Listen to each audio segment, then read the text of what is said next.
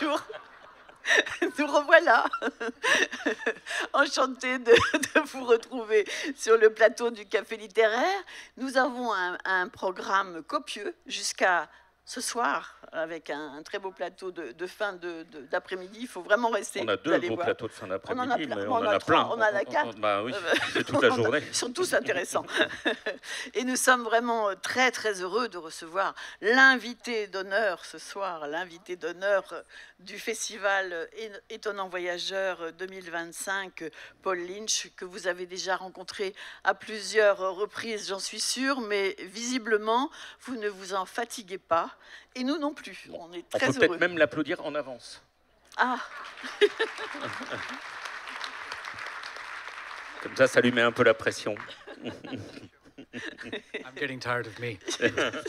Moi, je me fatigue de moi-même. Alors, Paul, on va résumer très vite sa biographie. Tu veux le faire oui, je veux bien. Paul est né à Limerick. Alors, ça, il connaît par cœur. Donc, il est né à Limerick, c'est le sud-ouest de l'Irlande, en 1976. Il vit aujourd'hui à Dublin. Il a été journaliste, critique de cinéma au Sunday Tribune. Il a écrit régulièrement dans le Sunday Times. Et puis, on le découvre en 2013 avec un premier roman, Un ciel rouge le matin, ça c'est dans la traduction, mais c'est aussi beau en anglais. On va en parler un peu, qui se déroule au Xe siècle en Irlande. Il est question de voyage et d'exil. La neige noire, c'est en 2015, c'est le retour au pays d'un homme brisé. C'est toujours, alors cette fois-ci en Irlande, mais c'est le retour. On a reçu Paul ici au Café littéraire il y a quelques années avec Grace, qui était le récit d'une adolescente qui parcourait l'Irlande pendant la grande famine. Il y a eu aussi Au-delà de la mer en 2019, prix des gens de mer de Saint-Malo. Il n'était pas venu au Café littéraire, mais vous l'aviez sûrement vu à cette occasion-là. On en profite pour l'inviter à chaque fois maintenant, je crois. Tous ces livres sont traduits par Marina Borazo et c'est publié chez Albin Michel. Et à côté de lui il y a Marguerite Capel, qu'on est, qui est un habitué du festival plus que content de retrouver. Oui, un grand bonheur de te revoir sur le plateau du Café littéraire. Voilà. Eh bien, et puis j'ai pas dit le dernier, c'est Le chant du prophète, dont on va parler un peu plus quand même aujourd'hui. Oui, qui a plein de prix aussi. On peut dire qu'il a plein de prix. Voilà. Alors en fait, Paul, on va lui demander de travailler un petit peu. On va reparler des livres avant d'arriver au chant du prophète, et de nous expliquer un petit peu. Bon, tu as vaguement dit de quoi il était question pour chacun de ces livres, mais donc il y en a 3 qui se sont déroulés en Irlande, et puis le premier qui ne s'est pas passé en Irlande, c'est celui qui a eu le prix Jean Demer, justement. Et comment il voit lui-même, il dit qu'il se fatigue de lui-même, mais autant qu'il nous parle de lui-même, comment il voit l'évolution des récits qu'il nous fait. Well, firstly, I just want to say bonjour tout le monde. Wow. Il va apprendre le français parce que ça fait quand même la 4e fois qu'il vient, la 5e fois il faut qu'il parle. I have a flashback. I was sitting on this stage maybe 10 years ago with Colin McCann. J'ai un flashback qui me revient. Il y a 10 ans, j'étais sur cette scène avec Colin McCann. And I was completely starstruck. J'étais ébloui par sa présence. Colin McCann. And I remember the size of the audience because I had never been in front of so many people before, and it was my first true experience of a big crowd. Et je me souviens aussi de la taille de la salle et de la quantité de gens présents. J'avais jamais eu un public pareil. C'était ma première expérience face à une salle aussi vaste. So anyways, I'm here again. It's nice. En tout cas, c'est sympa de revenir. So my career, there's definitely been an interesting development. The first books were written in the historical past, and some people call them historical fiction. Alors, ma carrière a effectivement suivi une trajectoire intéressante. C'est vrai que les premiers livres, les premiers romans se situaient dans un passé historique. Certains les ont qualifiés de fiction historique.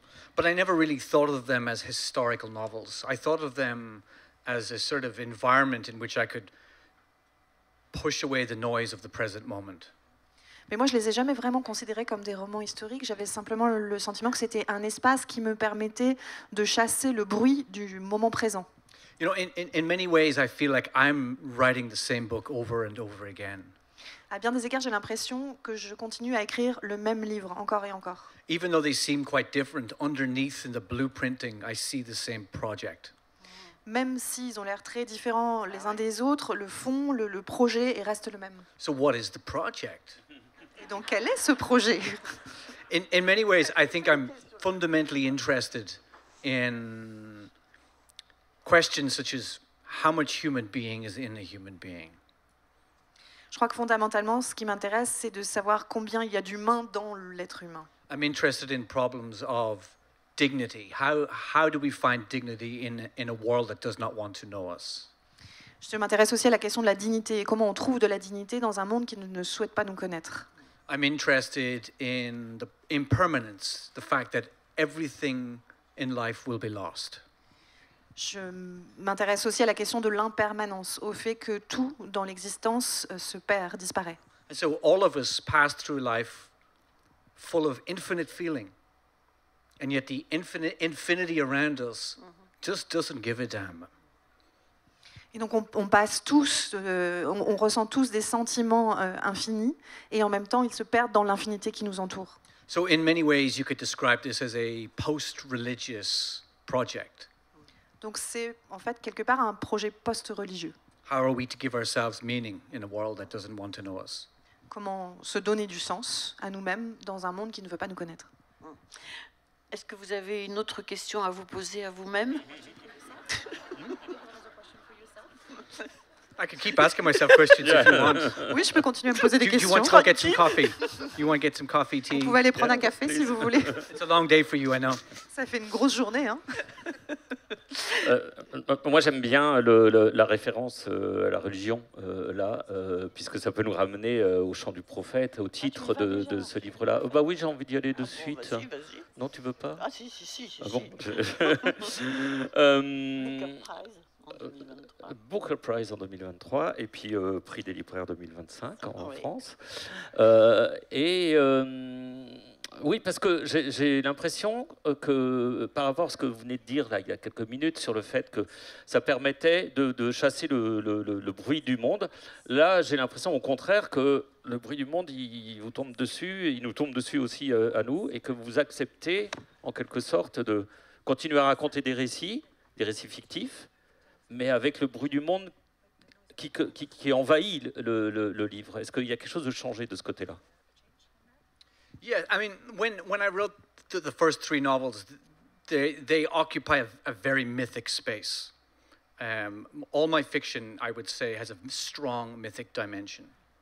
Les trois premiers romans vraiment occupaient un espace mythique très puissant. Il y a une dimension mythique, je pense, dans tous mes premiers textes, dans tous mes livres. And with Beyond the Sea, I learned how to enter the contemporary space while retaining the mythic that was in the first three books. Avec Au-delà de la mer, j'ai appris comment rentrer dans le monde, dans l'espace contemporain, tout en gardant cette dimension mythique qui était dans les trois premiers livres. And with Prophet Song, I arrived at a place where I knew how to write a mythic novel within the contemporary space, within the noise. Avec Le Chant du Prophète, j'en suis arrivée au stade où je savais comment écrire un roman mythique dans cet univers contemporain et avec ce bruit du monde. And I consider Prophet Song to be a deeply mythic novel. Je considère vraiment le Chant du Prophète comme un roman profondément mythique. Like a lot of readers will say, "Oh, this is a cautionary tale. It's about what can come to us in the West if we're not careful." Beaucoup de gens le lisent comme une espèce d'avertissement, comme quelque chose qui annonce ce qui pourrait nous arriver en Occident si on ne fait pas attention. And I say yes. Oui. And Je réponds que oui. and some readers say, I understand. It's about what other people are actually going through and how you take us into the space of the other, not us, but them.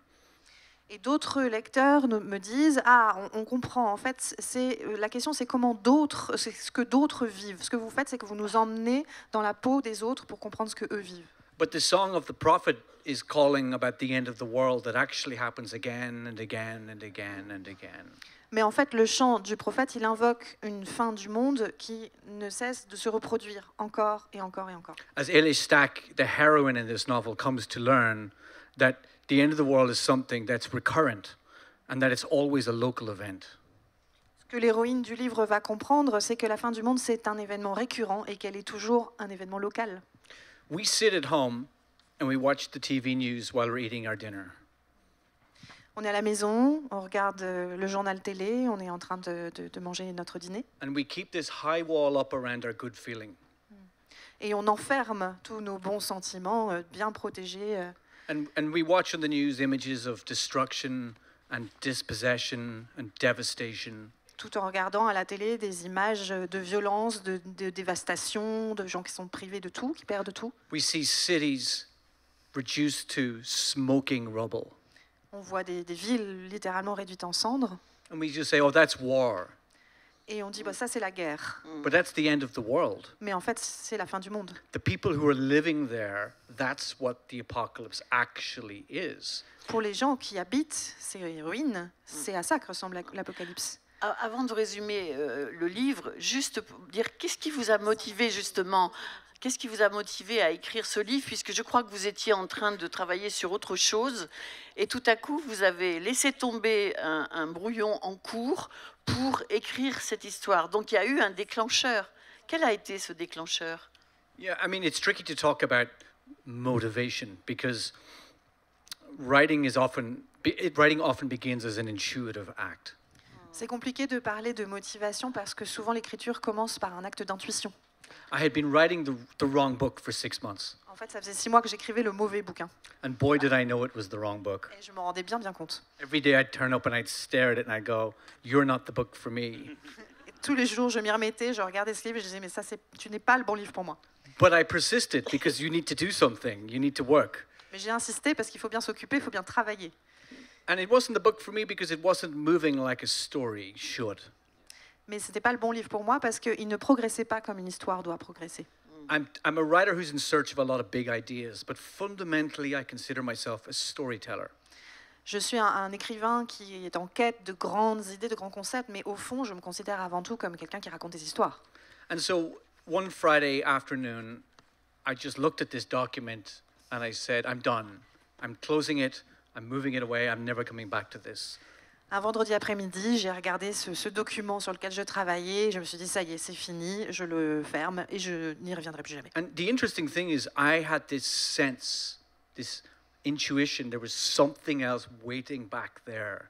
Et ce qui est bizarre, c'est que j'avais vraiment le sentiment, l'intuition qu'il y avait quelque chose d'autre qui guettait, qui m'attendait au fond de ma tête. I say back there, maybe it's up there, maybe it's down here. Alors, on ne sait pas si c'est au fond, au-dessus ou en bas. I'm talking about the door to the subconscious. Je parle vraiment de la porte qui ouvre sur le subconscient. The door, I call it the door into the dark.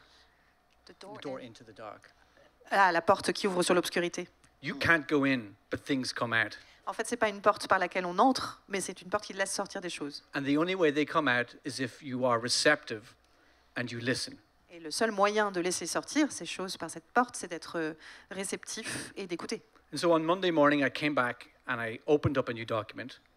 Donc lundi matin, je suis revenue à mon ordinateur, j'ai ouvert un nouveau document, And I waited and I opened the door. j'ai attendu, j'ai ouvert cette porte, And then the most extraordinary 30 minutes of my writing life happened. et puis j'ai vécu les 30 minutes les plus extraordinaires de ma carrière d'écrivain. Because I wrote the first page of Prophet Song, just whoop, Première J'ai page. écrit la première page d'un coup. just like it came out. And I knew immediately this was the book. C'est sorti comme ça, et j'ai su immédiatement que c'était ça le livre, qu'il était là. Alors, la première page. On peut lire un petit extrait? La première page? You'll have to read it. Oui, Il va Yeah, falloir boy. que vous le fassiez. Non, mais parce que You don't want to hear me read French. parce que Vous voulez pas m'entendre en français. ça commence vraiment doucement en fait. Hein. La nuit est tombée et elle n'a pas entendu les coups à la porte. Elle regardait le jardin par la fenêtre, l'obscurité qui enveloppe les cerisiers sans un bruit. Elle achève de recouvrir leur feuillage et le feuillage ne lui résiste pas. Il accueille l'obscurité dans un murmure. La fatigue, la journée tirant à sa fin et tout ce qui lui reste à faire avant d'aller dormir, les enfants réunis au salon, ce sentiment de paix qu'elle éprouve fugacement devant la vitre. Contempler le jardin gagné par l'ombre et ce désir en elle de s'unir à l'obscurité, de sortir s'étendre à ses côtés, reposer près des feuilles mortes et laisser couler la nuit, ne se réveiller qu'à l'aube et se lever régénéré avec le matin. S'il n'y avait pas ces coups à la porte, elle les entend se loger dans sa conscience, la brusquerie, l'insistance qu'il y a dans ces coups. Chacun semble si rempli de la présence de celui qui frappe qu'elle fronce les sourcils. Voilà, ça commence comme ça. Et Ça a l'air de commencer doucement. Hein. on peut résumer l'histoire. C'est Eilish qui parle. Hein. Alors oui, on va peut-être pas résumer tout, mais ce qu'on peut... On peut pas résumer tout. D'abord, on ne peut pas tout résumer. Mais ce qu'on peut dire, c'est que très rapidement, Eilish, qui est donc cette femme dans une maison très calme, avec ses 4 enfants, dont un bébé. Dont un bébé, elle attend son mari, et puis il y a des gens qui viennent frapper à la porte, qui ressemblent à des flics, mais qui sont en fait d'un service secret, un nouveau service secret qui s'est installé en Irlande depuis peu, qui lui demande très gentiment où est son mari, à voir son mari. Et d'emblée, elle sent, et ça c'est peut-être le côté mythe qui ressort d'emblée, elle sent le danger.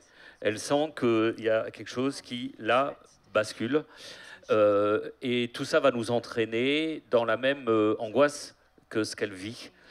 Et ce qui est intéressant, c'est que petit à petit, on va découvrir comment le pays est noyauté par un nouveau parti politique, le National Alliance Party, qui met en place, dès l'arrivée au pouvoir, un régime qui est de plus en plus fascisant. La censure, les la téléphones censure, sur écoute. avec cette phrase-là que j'ai envie de citer, parce que ça vient juste après.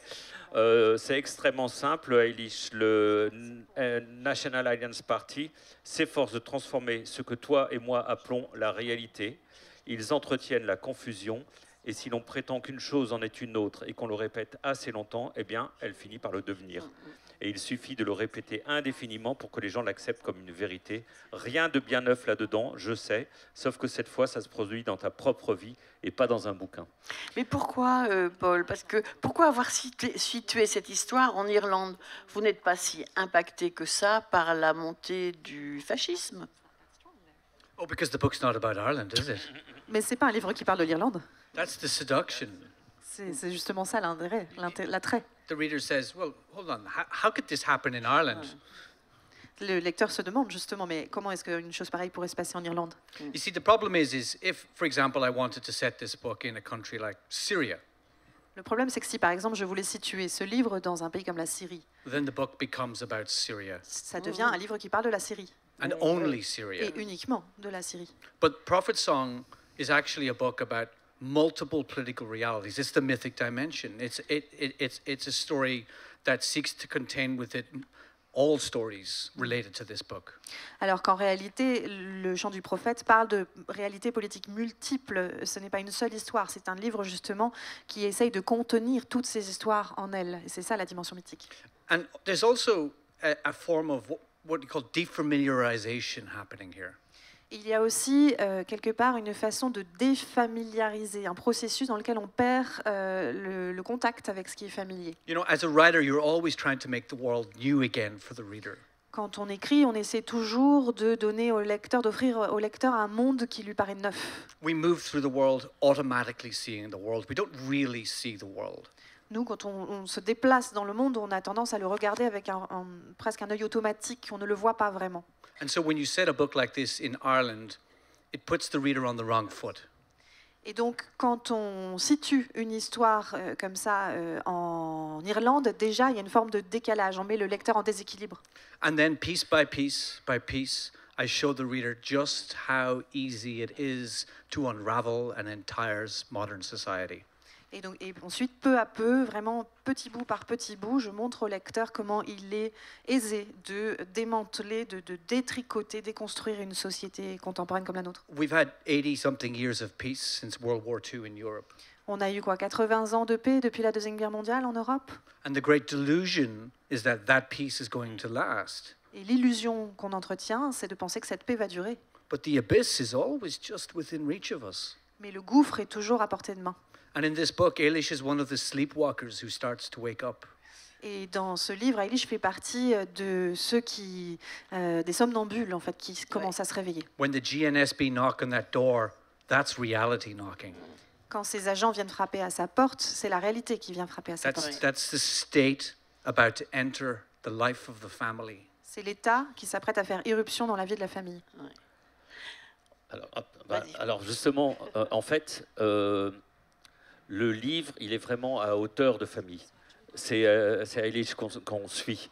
C'est elle, la mère de famille, qui cherche à avoir des nouvelles de son mari, qui cherche à protéger ses enfants, qui commence à se méfier de ses voisins, qui cherche à protéger son père, qui a des relations avec sa sœur. On est vraiment à hauteur de son regard à elle, de sa vie quotidienne à elle, qui éclate.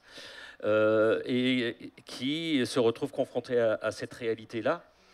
Et c'est pas du tout un livre où il y a des grandes théories, où il y a un grand discours politique, mais c'est comment elle vit dans son intimité et dans l'intimité familiale ce bouleversement-là. Et moi, il me semble que c'est aussi dans ce sens-là que le livre fait appel au mythe. Parce qu'au fond, les grands mythes, les grandes tragédies grecques, c'est des histoires de famille aussi. C'est la manière dont le monde extérieur perturbe une personnalité, une famille, des relations entre les pères et les fils, etc. We speak of the tragic and we speak of the mythic, and we go back to the Iliad and how the Iliad foregrounds the politics and it foregrounds the heroics. On parle donc de mythes. Est-ce qu'on peut revenir, on parle des tragiques, est-ce qu'on peut revenir carrément à l'Iliade, qui a été vraiment la préfiguration justement de tous ces récits politiques. But what about the ordinary people in burning Troy?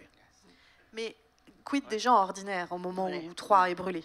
And so this book turns the Iliad inside out. Donc quelque part, ce livre retourne complètement l'Iliade. We do not live at the center of political action. We live in the kitchen where there's not enough milk in the fridge. Nous, on ne vit pas au cœur de l'action politique. On vit dans la cuisine où on n'a plus assez de lait au frigo.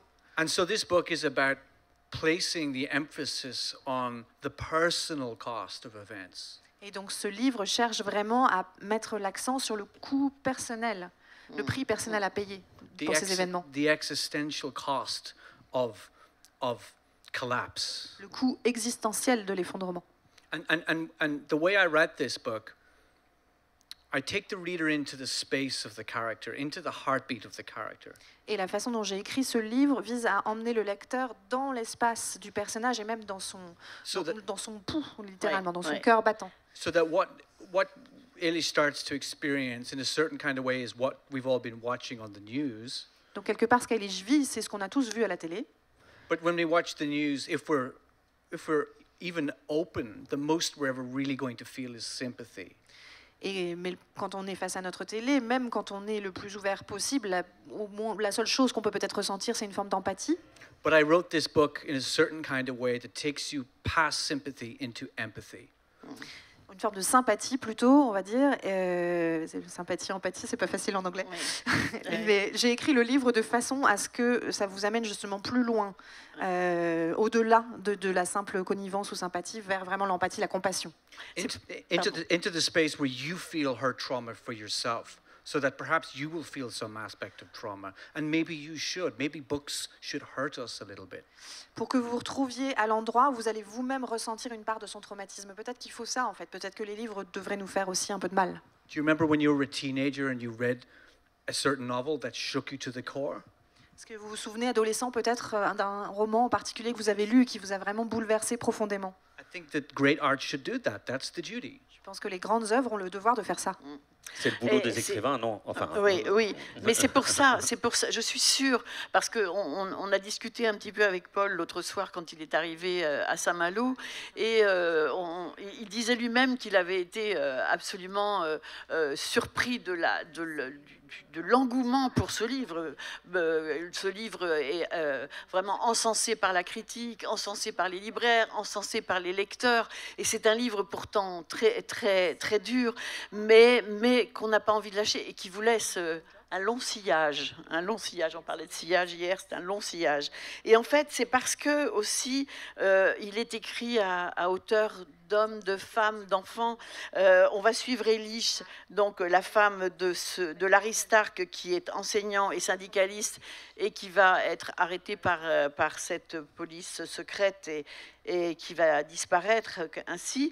On va la suivre, mais c'est pas seulement une femme au foyer, c'est une scientifique. Elle est mère de 4 enfants. Les 4 enfants, c'est Marc, presque 17 ans, Molly, 14 ans, Bailey, 12 ans, donc des adolescents, des enfants qui...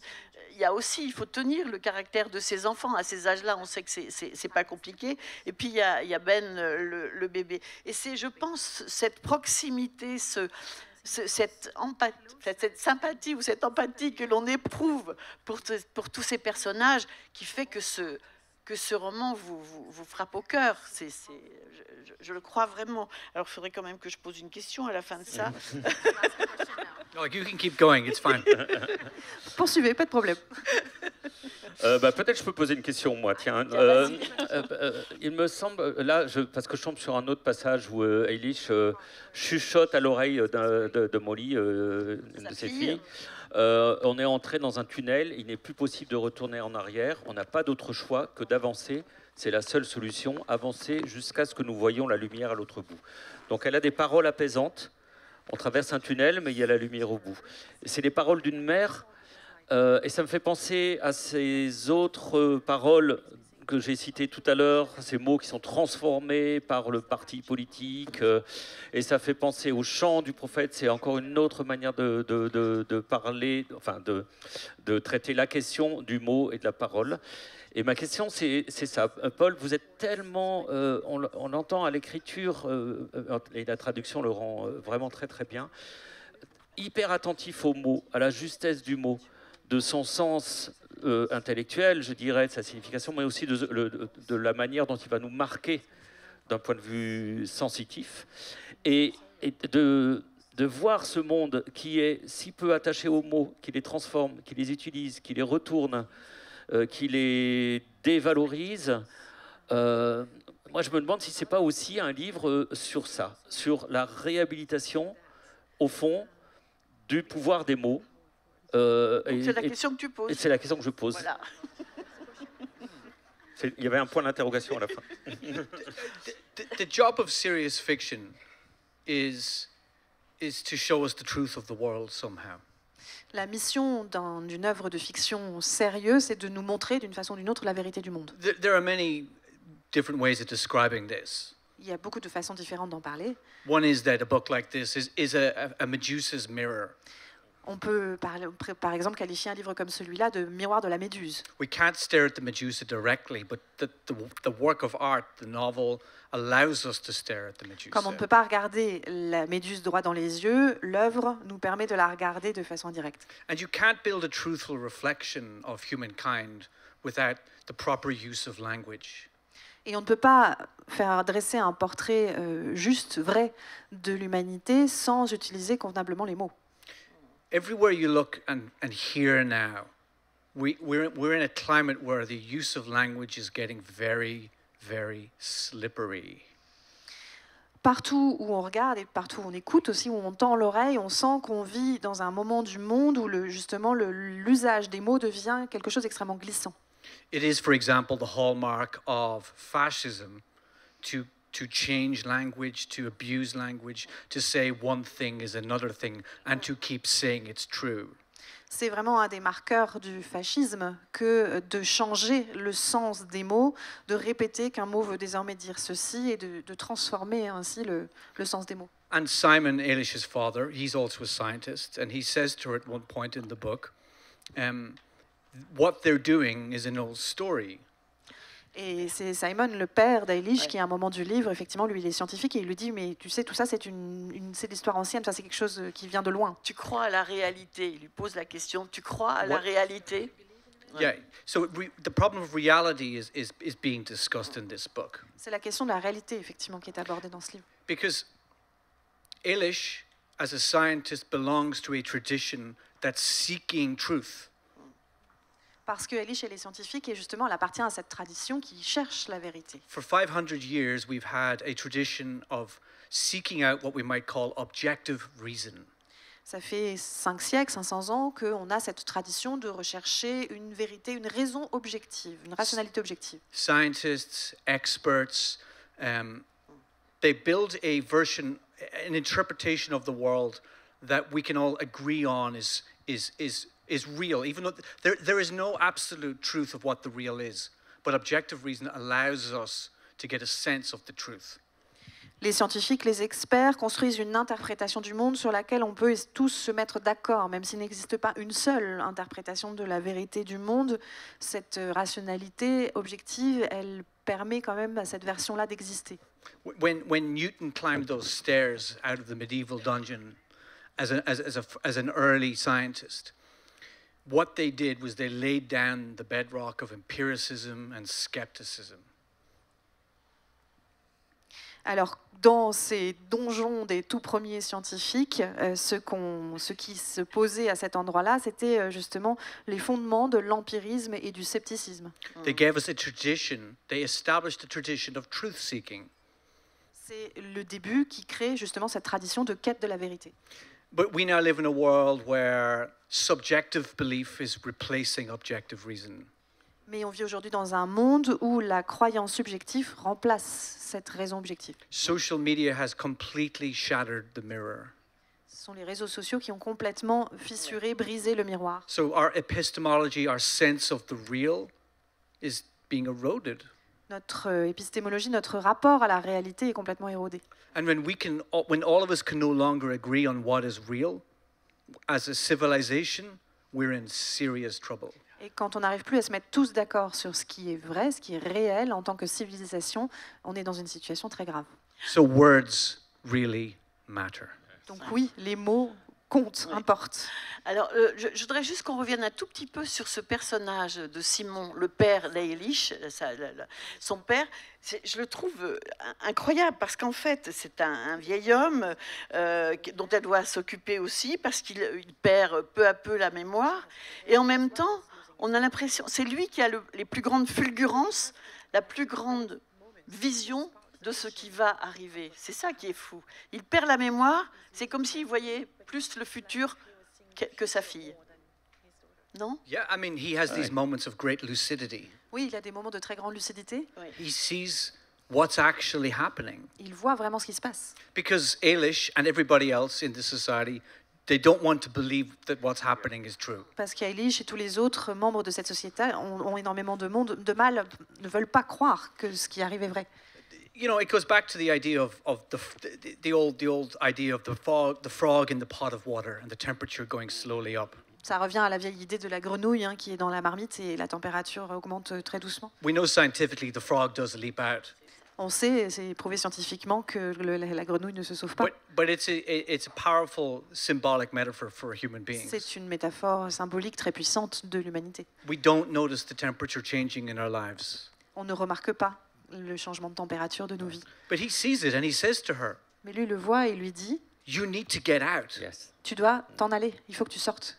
And because she's planning on going on holidays. And he Parce says, qu'elle prévoit de partir en vacances. when you go to Canada, stay in Canada. Et il lui dit, quand tu seras au Canada, reste-y. And her sister in Canada says, you need to get out. Et sa sœur, qui est au Canada, lui dit, il faut que tu t'en ailles. She tells her that history is a silent record of those who did not know when to leave. Elle lui dit, l'histoire est une archive silencieuse de ceux qui n'ont pas su quand c'était le moment de partir. But Eilish says, history is a record of those who can't leave. Et Eilish répond, mais l'histoire est une archive silencieuse de ceux qui n'ont pas pu partir. This is the complexity of the novel. C'est toute la complexité du livre. How are you supposed to just walk out of your life when you are completely embedded and enmeshed in society, in family, in career, in care? Comment est-ce qu'on peut laisser sa vie et lui tourner le dos d'un coup alors qu'on est profondément lié, ancré, enraciné dans une société, dans des liens familiaux, de travail, de soins? And so this is what makes the book Greek in many ways also. C'est ce qui en fait un livre grec par bien des aspects aussi. Eilish is a very distinctly modern woman, but she's also an ancient Greek heroine, as far as I feel it to be. Eilish est une femme très moderne, c'est évident, mais c'est aussi pour moi une héroïne de la Grèce antique. Because she's lost in the labyrinth, trying to understand the world, trying to make decisions with certainty, as we all do. Parce qu'elle est perdue dans le labyrinthe, elle essaie de comprendre le monde, elle essaie de prendre des décisions sûres, basées sur des certitudes, comme nous tous. Trying to outwit the fates. Elle essaie de déjouer le destin, But the fates can never be read. mais sauf qu'on ne peut pas lire ce que le destin a en réserve pour nous. And Et we're on- lost in the labyrinth. Et on est perdu dans le labyrinthe. Et on voit l'évolution des enfants aussi, qui vont petit à petit prendre conscience de ce qui se passe. Alors, vous remarquerez qu'on ne parle pas du tout de ce qui va arriver, parce qu'il faut vraiment le découvrir à travers le livre. De toute façon, C'est vous n'avez pas le choix, parce qu'une fois que vous avez impossible. commencé, vous êtes pris par la marche de tout ce qui est en train de se passer. Et c'est assez cauchemardesque, hein, parce qu'on avance en se disant, oh là, on va vers la catastrophe, mais on ne peut pas faire autrement que d'y aller, quand même.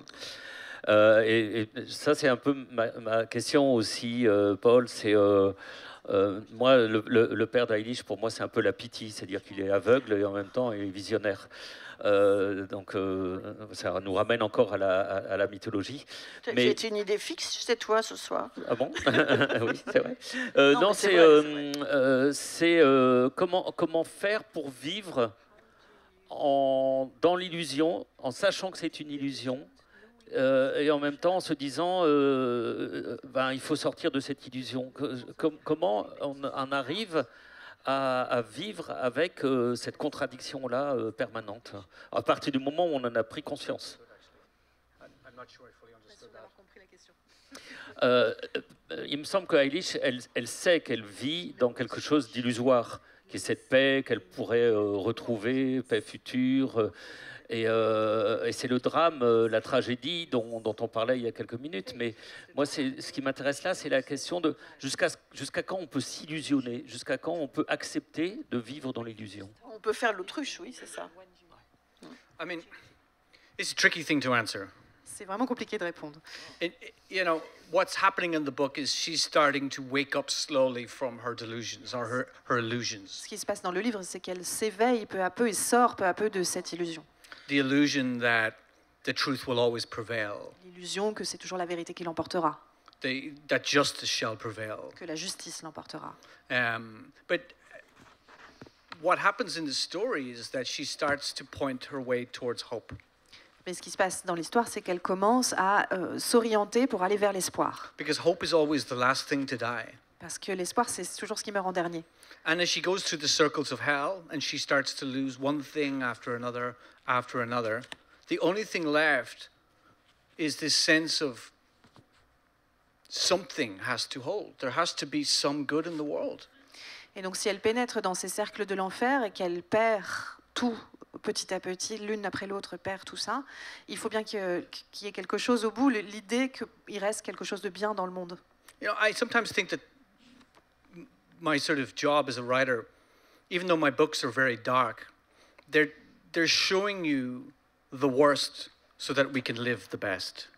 Quelque part, je crois que mon travail d'écrivain, c'est que même si mes livres sont très noirs, en fait, ce que je fais, c'est vous montrer le pire pour qu'on puisse vivre le meilleur.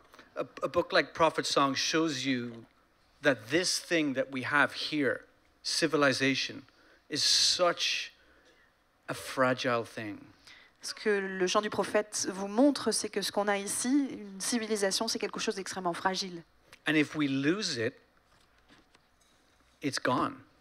Et si on perd cette chose, cette civilisation, c'est pour toujours, c'est fini.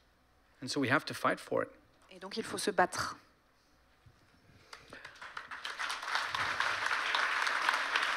Notre seule liberté, c'est de se battre. Belle fin. Belle fin. Belle... Paul, le chant du prophète, c'est un chant d'espoir. It's a book of questions. C'est un livre pétri de questions. Oui, oui. On en parle longuement vers la fin du livre. chant du prophète. Oui, on a l'explication Ouais. du titre à la fin du livre, mais il faut arriver jusque-là. Et voilà, c'est pas un problème d'arriver jusque-là.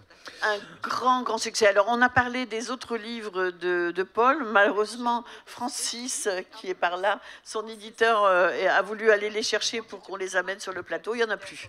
Par contre, il reste des chants du prophète. Hein. Alors, précipitez-vous, parce que sinon, vous risquez de... On retrouve Paul directement au Salon du Livre, là, dans quelques minutes. I'm signing books now. I go from here straight to. Voilà. Il va directement sur le stand de Et dédicace. merci à Paul de tout ce qu'il nous offre depuis son arrivée ici à Saint-Malo, sa disponibilité. Vraiment, merci. Merci. Un grand plaisir. Merci Marguerite. Merci Marguerite.